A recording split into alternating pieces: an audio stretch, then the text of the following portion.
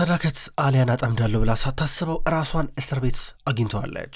አሊያ በመጨረሻም ጨክናባታለች። ምክንያቱም በአሁኑ ሰዳከት መስመሯን ነው ያለፈችው። ጂያንም ቢሆን ደግሞ ከሁሉም በላይ የሚብሰው ከአሊያ ጎን ነው። እንደ ድሮ ከዚህ በኋላ ለእናቱ የሚወግንበት ምንም ምክንያት የለም። እንዲሁም ጂያን እናቱ ከባድ ስህተት ስትሰራ የሚያሳይ ቪዲዮ ወዲያው ነበር ለአሊያ የሰጠው። ይህም ከዚህ በኋላ አሊያ ከሰዳከት ከራሷ ጋር ተደራድራ ተነጋግራ ተስማምታ በእሷ ላይ ተማምና እዛው ጉዳዩን እንድጨርሰው ነበረ። እንደዛም ሆኖ ግን አሊያ በጣም ብዙ ግፊት እየተደረገባት ነው። ግፊቱ ደግሞ የሚደረገው ከነ ናሬ እንዲሁም ካያ ነበረ። ምንም ቢሆን እናታችን ስህተት ብትሰራም ነገር ግን ቤታችን ያለሷ ባዶ ነው እያሏን ነበረ። እውነትም ቤታቸው ባዶ ሆኗል። ነገር ግን ኤጀመል የሰዳከትን መታሰር ሰምቶ መጣ። በቁሟ ሊበላት ከዛ እየነዘነዛን ነበረ።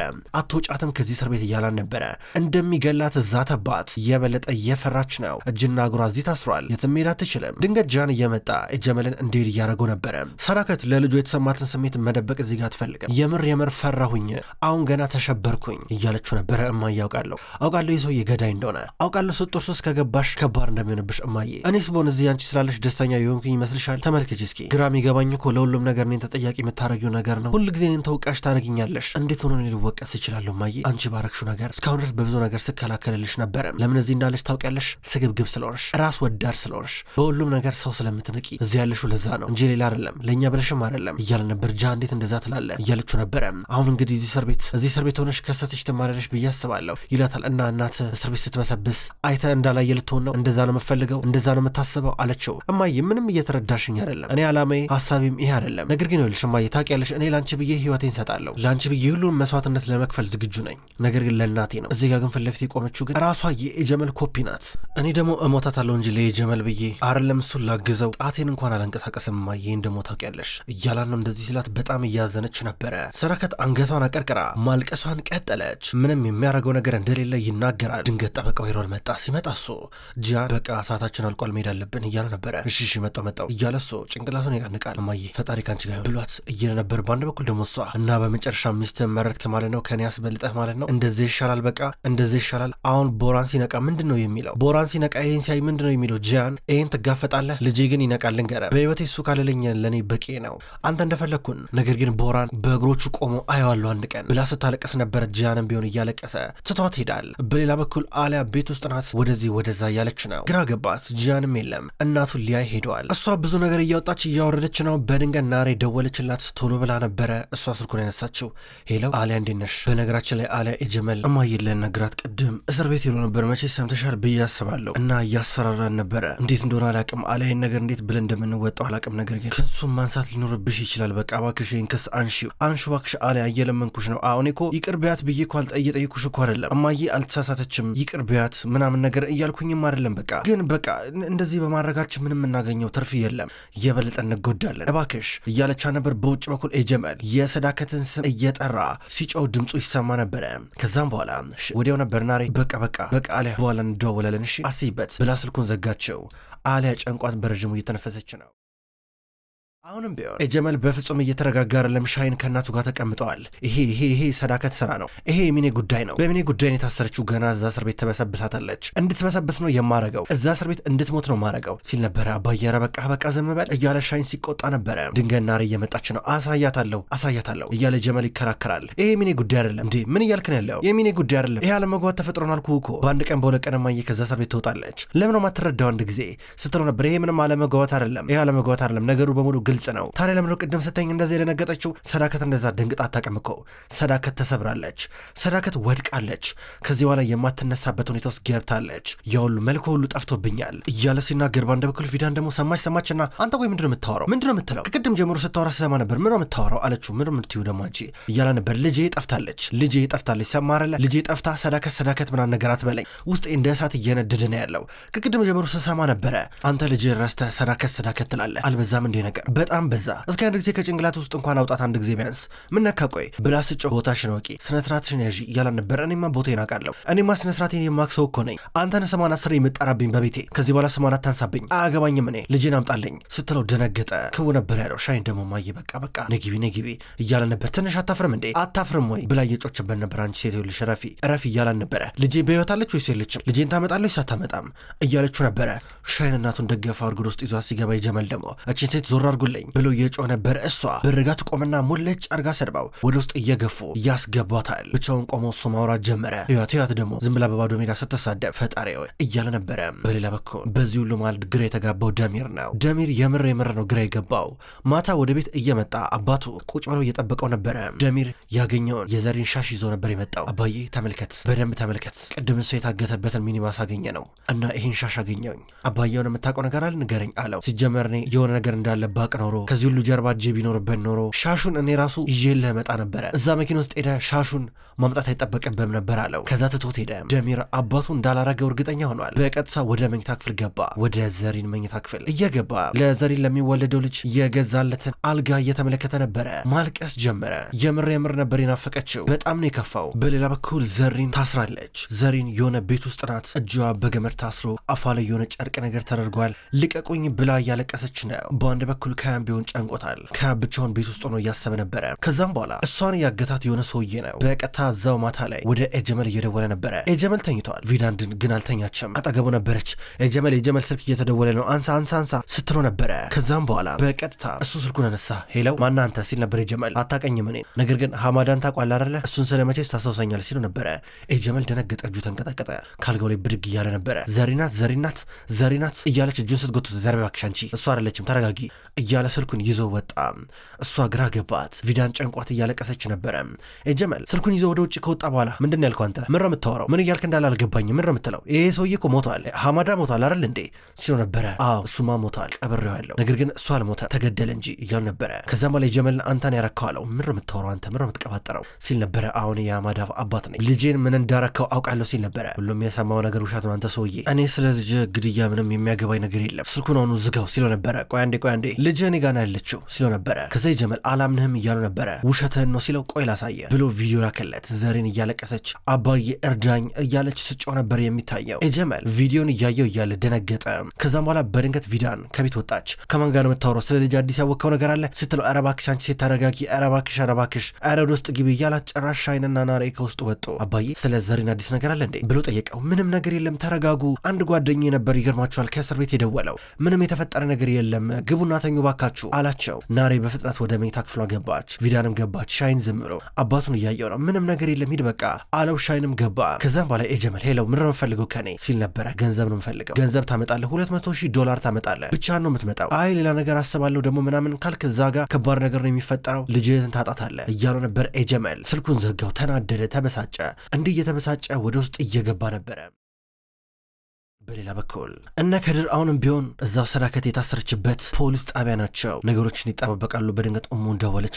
ሙዛፈር ዛሬ አትመጡም እንዴ? ሰዳከት የምር እስር ቤት ገብታለች የምር ወይስ ለጊዜው ነው ወይስ ትመጣለች ዛሬ በማለት እየጠየቀች ነበረ። በአንድ በኩል ፓክዜ ደግሞ ሰዳከት ስልችት ብላታለች። ምን ነው እዛው ታስራ በቀረች ብላ እየጸለች ነበረ። እንደውላለን እያሉ እነሱ ስልኩን ዘጉት። ውይ ሰዳከት ትንሽ መታሰር አለባት። ረረረ ከባድ ነው። አቶ ጂያን አለ ችግር የለም ጎሳውን እሱ መምራት ይችላል፣ እሱ ቤተሰቡን ማስተዳደር ይችላል ስትል ነበረ። እንደዛም ሆኖ ግን ይከብደዋል። ሰዳከት ከባድ ነው ስትራ ነበር። ጂያን ማታ ላይ እቤት መጥቶ ወደ ውስጥ እየገባ ከደረጃ ላይ ተቀምጦ እየጠበቀው ነበረ። ወንድሜ እንዴት ነህ እያለው ነው። አለው ደህና ነኝ፣ ምን እያረክ ነው ያለው አንተ እዚህ ሲሉ ነበረ። ግራ ገብቶኝ ነው ቁጭ ብዬ ያሰብኩኝ ወንድሜ። ይኸውልህ አየህ እማዬ ሳትኖር ስትቀር ቤቱ እንዴት ባዶ እንደሚሆን እስኪ ተመልከት። ይኸውልህ ቢያንስ አሊያን አሳምናት፣ አሊያን ነገር መቀበል አለባት፣ ክሱን ታንሳው፣ አለበዚያ ለኛ ከባድ ነው የሚሆነው ብሎ ጠየቀው። ጂያን ዝም ብሎ ካን ካየው በኋላ ወደ ላይ እየወጣ ያው አሊያ ከላይ ነው ያለችው የመጨረሻው ክፍል ላይ አለው። የመጨረሻው ፎቅ ላይ እንዳለ ሲነግረው ጂያን ቀስ ብሎ እየሄደ ነበረ። አሊያ ብቻዋን ቁጭ ብላ እያሰበች ነው። እየጠጣች ሞቅ እያላት ነው። ፊት ለፊቷ መጥቶ ተቀመጠ። ዝም ብሎ አያት። እየጠጣች ነበረ። ታውቃለህ አስታውሳለሁ እኔና ጄረን ጓደኛዬ ቶሮንቶ እያለሁ እንዲሁ እናደርግ ነበር። ቢያንስ በሳምንት አንዴ ተገናኝተን ቁጭ ብለን እንደዚህ እንጠጣ ነበረ። ማለት በቃ ብዙ ነገር እናወራ ነበረ። ወሬውን ስለምፈልገው መጫወቱን፣ ቀረረቡን፣ ሳቁን ምናምን ነገር እንደዚህ እናደርግ ነበረ ትለዋለች። ከዛ ዝም ብሎ ያታል። ግን ታውቃለህ ችግር አያልቅም። በቃ ሁሌ ችግር እንደተፈጠረ ነው በዚህም በዛ። ተመልከታውን ደግሞ ምን ጣጣ ውስጥ እንዳለ ምን ችግር ውስጥ እንደገባን ጂያን አንዳንድ ጊዜ ሳስበው ምናልባት እዚህ ነገር ውስጥ ባልገባ ኖሮ ምን ህይወት ሊኖረኝ ይችላል ብዬ ሳስበው ግራ ይገባኛል። እሺ ለምን ያን ቪዲዮ ሰጠኝ? ማስረጃ የለም ተሳስተሽ ነው ብትለኝ ደስ ይለኝ ነበረ። ተመልከት ሁሉም ነገር አሁን ከባድ ሆኗል፣ ከቁጥጥር ውጭ ሆኗል ብላ እያለቀሰች ነበረ። ሳትፈልገው የሁሉ ነገር እንደመጣ እየነገረችው ነው። እሷ ሳትፈልገው ተገዳ ከአቅም በላይ ሆኖባት እንደሆነ እያስረዳችው እንደሷ አቱኝ በአንቺ ምክንያት የመጣ እኮ አይደለም እያላን ነበረ። እሺ እናት አሁን እዛ እስር ቤት ሆነ የጀመሊውን ነገር ቢያረጋትስ? አሁንም በጣም እየፈራኝ ነው። እናት ደግሞ ድርቅናዋ መከራ ነው። አሁንም ቢሆን ድርቅ ትላለች። እኔ እኮ ቢያንስ ተሸነፌ እኮ ሁሉን ነገር እሷ እንደምትፈልገው ባረግላት ደስ ይለኝ ነበረ፣ ግን አሁንም የእሷ እንትን አይቆምም። እሷ እኔን ለመጣል የምታደርገውን ነገር በጭራሽ ተስፋ አትቆርጥበትም እያለች ትናገራለች። ብዙ እንደደከማትና እንደሰለቻት ነገረችው። ብርጭቆ ውስጥ የነበረውን እየጠጣች የነበረውን ጨረሰችውና ከዛ ልቀዳ ስትል ተቀበላትና በቃሽ እያለን ነበረ። ጂያን አምጣው ጠጣለሁ በእናትህ ይውጣልኝ እስኪ ስትለው ነበረ። ተኝ እያላት አቀፋት። ደስ ብሏት እየሳቀች አቀፈችው። ሰክራለች። አይዞ አላስታወክብም፣ አይዞ ተረጋጋ እያለችው ነበረ። ከዛ እሱ መራመድ ሲከብዳት ቆይ አንዴ ብሎ እያቀፋን ነበረ። ሲያቅፋት እየሳቀች ነው። ከዛ እሷም አቀፈችው። ይዟት ወደ መኝታ ክፍል እየመጣ ነበረ። አልጋዋ ላይ ጋደም አረጋት። ቆይ አንዴ ስትል ነበር። ቆይ አንቺ ራስሽ ቆይ አንዴ ጫማሽን እዚህ ጋር ጫማሽን ላውልቅልሽ እያለ ጫማዋን እያወለቀላን ነበረ። ከዛ የሆነ ፎጣ ነገር ለለብሳት እየመጣ ነበረ። ጂያን አንድ ጥያቄ ልጠይቀ በቃ ንገረኝ፣ መልሱ እንድትነግረኝ ፈልጋለሁ። አጭር መልስ ነው የምፈልገው እሺ ጂያን። እኔን ግን ታፈቅረኛለህ? ከኔ ፍቅር ይዘዋል አለችው። ዝም ብሎ ተመለከታት። ቁልቁል እሷ ጋደም ብላለች። ፎጣውን እያረገላን ነበረ። ታፈቅረኛለህ? ከኔ ፍቅር ይዘዋል ወይ ብላ ስትጠይቀው ለበሺ በደንብ መተኛት አለብሽ እያላት እሷ ግን እጁን ያዘችውና እኔ ግን በጣም ነው ማፈቅረ ብላ እየነገረችው ነበረ። ከዛ በኋላ ወዲያው እንቅልፏን እየተኛች ነው። በጣም እንደምታፈቅረው ነግራው እንደዚህ እንቅልፍ ውስጥ እየገባች ጂያን ግንባሯን ሊስማት አለና አሰበ። ቦራን ከታች ተኝቷል፣ የሷ ባል። ከዛም በኋላ ምንም ማድረግ አልቻለም። ቀስ ብሎ በሮቹን ዘጋግቶ ወደ ራሱ መኝታ ክፍል ገባ። እንቅልፉን እየተኛ ነበረ። ጠዋት ላይ ጂያን ከእንቅልፉ እየተነሳ ስልክ እያወራ ነበር። በሮቹን ሲከፋፍት አሊያ አልጋዋ ላይ የለችም። ከከድር ጋር ስልክ እያወራ ነበረ። ወንድሜ አሊያ እዚህ መታለች፣ ከፖሊሶች ጋር እያወራች ነው በሰዳከት ጉዳይ፣ ከሰዳከት ጋር ማውራት እንደምትፈልግ እየተነጋገረች ነው በማለት ነገረው። መጣው እያል ነበረ። አሊያ ሰዳከትን ማናገር እፈልጋለሁ ብላ ወደ ውስጥ ልትገባ ነው። በሌላ በኩል ደግሞ ኤጅመል አሁን ገንዘቡን ሊሰጥ ያን ሰውዬ በረሃ መሀል ላይ እያገኘው ነበረ። ሰውየው የሆነ ቦታ ነው ዘሬንን በመኪና ውስጥ አድርጎ እጇን አስሮ ደብቋታል። ከዛ ደግሞ እሱ ራቅ ብሎ አንድ ቦታ እየጠበቃቸው ነበረ። ዘሬን ምን እንደተዘጋጀላት አታውቅም። በሌላ በኩል ደግሞ ኤጅመል ዛሬ ጠዋት ለሰውየው ሄዶ ብሩን እንደሚሰጠው ይታወቃል። አሁን ምንም የነገራቸው ነገር የለም። ሻሂንና ሬቪዳን ምንም የሚያውቀው ነገር የለም። ስለ ልጅ የምታውቀው ነገር አለው ብላ እየጠየቀችው ነበር። ኤጅመል አላቅም እያለ ነበረ። አሁንም እየፈለጉ ናቸው። እንግዲህ በሉ በቃ እኔ ወደ ቢሮ ልሂድ፣ ሻሂን እዛው እንገናኛለን ብሎት እዚሁ ይወጣል። በሌላ በኩል አሊያ በቀጥታ ሰዳከትን ልታያት ወደ ውስጥ እየገባች ነው። ሰዳከት በዋዛ በቀላሉ እንዲሁ እንደማታናግራት ታውቃለች። ሰዳከት አሊያን ስታያት መጣሽ ስጠብቅሽ ነበር ትመጫለሽ ብዬ። ወይ ጉድ ለሰላም ያርግልሽ። አሁን እንደዚህ አይነት መከራ ውስጥ ከተሽኝ ስታስቢ ሰላሚት የምትኖር ይመስልሻል? በነገራችን ላይ አንበሳ ሊቆስል ይችላል፣ ነገር ግን ማንም ንግስናውን ሊወስድበት አይችልም። አንበሳ ወጥመድ ውስጥ ሊገባ ይችላል፣ ነገር ግን አንበሳ ወጥመድ ውስጥ ገብቶ የሚያስበው ስለማምለጥ ሳይሆን እንዴት በቀሉ መበቀል እንዳለበት ነው ብላ ትናገራለች። ሰዳከት ተይ አሁንም አትፎክሪ፣ ተይ ቢቀርብሽ ይሻላል ስትላ ነበር። ታውቂያለሽ መጀመሪያ ላይ አንቺ ወደ ቤታችን ስትመጪ ምን አይነት ሰው እንደሆንሽ እንደዚሁ አይነሽን አይቼ ታውቆኝ ነበረ። ምን አይነት ብጥብጥ እንደምትፈጥሪ፣ ቤታችንን በአንዴ ሲኦል እንደምታረጊው ታውቆኝ ነበረ። መመለስ ነበረብሽ መጀመሪያ ትላታለች። አሊያ ገርሟ ተያየቻን ነበረ። ከዛ እንስማማ አለቻት። እኔ ክሱን አነሳልሻለሁ፣ መቼም ቢሆን ልጄን ዴኒዝን ወስደሽ እዛ ቦራን ክፍል እንዳታስገቢው እያለቻን ነበረ። ሰዳከት አሰበችና እሺ ቃል እገባለሁ እያለች ነበረ። ጂያን ሁሉ ነገር ሲፈጠር ቆሞ እያዳመጠ ነበረ። ልጄ ነገር አይገባው፣ እንደገና ልጆችሽም አይገባቸው፣ መልካም እናት ሁኚላቸው ብላ እየመከረቻት ነው። ሰዳከት ፍጥጥ ብላ ታያታለች። ሁለቱ ሴቶች በዚሁ ተስማሙ። ሰዳከት ላይ ክሱን እንደምታነሳላትና ሰዳከት በሰዓታቶች ውስጥ ከዚህ እስር ቤት እንደምትወጣ ይጠበቃል። አሊያ እየወጣች ነው። ጂያንም አብሯት ከሷ ጋር እየወጣ ነበረ። ኤሮል ጠበቃቸው በር አካባቢ ተቀምጠዋል። ከዛም በኋላ አሊያ ሰዳከትን በተመለከተ ሀሳቤን ቀይሬያለሁ ክሱን አነሳለሁ ስትል ዞር ብሎ ጂያን አየው። ጂያንም እሺ በላት ብሎ በጭንቅላቱ እየነቀነቀ ምልክት እየሰጠው ነበረ። ከዛ በኋላ ጠበቃው በቃ ፖሊሶቹን ላናግራቸውና መጣውኝ እዚህ ጠብቂ ብሏት ዞራ ላይ ውስጥ ሊነግራቸው አሊያ ተቀመጠች። ጂያንም አጠገቡ እየተቀመጠ ነበረ። ክሱን በማንሳቷ ብቻ ሰላም እንደተሰማት እየነገረችው ነው። ምንም ቢሆን የሚሻለው ይሄ ነው ትለዋለች። በሌላ በኩል ዘሬንን ያገታ ሰውዬ እነ የጀመልን እየጠበቃቸው ነው። የጀመል መጣና ከመኪናው ወጣ። የጀመል ካሁን ብሩን ሰጠኝ እያለ ሰውየው ሲጠባበቅ የጀመል ግን ተኩስ ከፈተ። ሽጉጥ አውጥቶ ስታስበኝ ሞኝ መስላለሁ እንዴ ብሎ እየተኮሰ ነበረ። እሱ ብቻ ሳይሆን በጣም ብዙ በርካታ ታጣቂዎችን ነበር ያመጣው። ሰውየውም ተዘጋጅቶበት ነበረ። የጥይት እሩምታ በቦታው ይሰማል። የሰውየው አንዳንድ ታጣቂዎች ጥይቱን አርከፈከፉት። ዘሬን ብዙ ማራቀችም። አሁንም ቢሆን ይተኮሳል።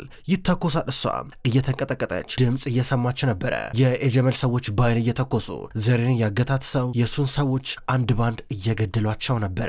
የዘሬን አጋች በዚህ ሰዓት ማምለጥ አለበት። በፍጥነት እየሮጠ ነበረ። ተናዶ ወደ መኪናው ገባ። ተመለሰ እየተበሳጨ ይሄ አባትሽ አይረባም፣ ጭንቅላት የለውም፣ አሳየዋለሁ ከኔ ጋር መሳፈጥ ማለት ምን ማለት እንደሆነ እያል ነበረ። በዚህ ምክንያት ሰውየው ሲያመጣ የጀመል ተበሳጨ።